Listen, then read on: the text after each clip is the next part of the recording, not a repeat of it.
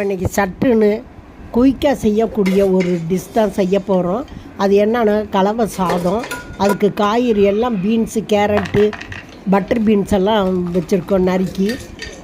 இப்போ அது சாதம் செஞ்சுக்கலாம். இப்போ ஸ்பைசஸ் எல்லாம் எண்ணெய் ஊற்றி ஸ்பைசஸ் போட்டிருக்கோம். பச்சை மிளகா 3 போட்டிருக்கோம். வெங்காயம் போட்டுக்கலாம். இஞ்சி பூண்டு போட்டு வதக்கிக்கலாம். அடுத்து தக்காளியை போட்டுக்கலாம். பச்சை கொத்தமல்லி, புதினா அதையும் சேர்த்து வதக்கி விட்டுக்கலாம். காய்கறியும் போட்டுக்கலாம். இப்போ மிளகாத்தூள், மல்லித்தூள், கரம் மசாலா பொடி எல்லாத்தையும் சேர்த்து வதக்கி விட்டுக்கலாம். இப்போ தண்ணி ஊற்றிக்கலாம். 1 டம்ளர் அரிசிக்கு 1.5 டம்ளர் தண்ணி. பாஸ்மதி ரைஸு ஊறுது. தண்ணி ஊற்றி அது கொதிக்கட்டும்.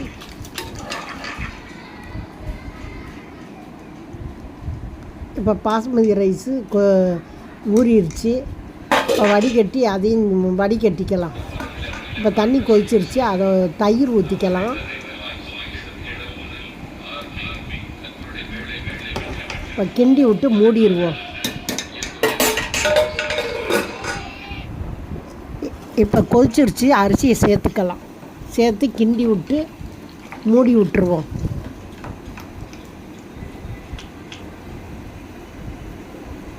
உப்பு காரம் எல்லாமே கரெக்டாக இருக்குது.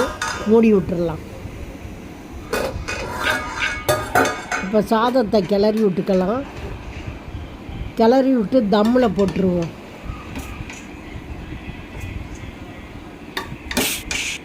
இறக்கிட்டு ஒரு தோசைக்கல் அடுப்பில் வச்சுக்கலாம். அதில் தூக்கி வச்சுக்கலாம். கொஞ்ச நேரம் மூடி போட்டுருவோம்.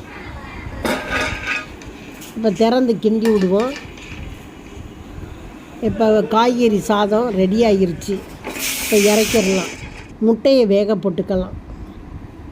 முட்டையை வேக போட்டு தயிர் சட்னியும் சாதமும் ரெடி.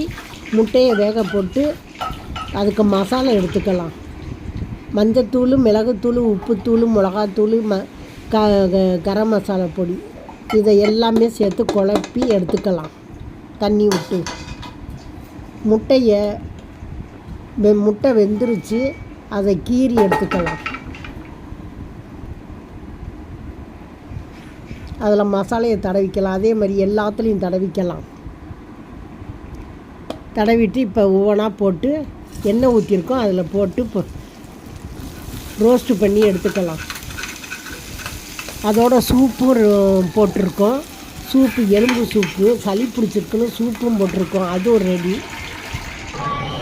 இப்போ இந்த சாதமும் ரெடி. தயிர் சட்னி, எலும்பு சூப்பு, முட்டை ரோஸ்ட்டு எல்லாமே ரெடி. உங்களுக்கு பிடிச்சிருந்தா லைக் பண்ணுங்கள், ஷேர் பண்ணுங்கள், சப்ஸ்கிரைப் பண்ணுங்கள்.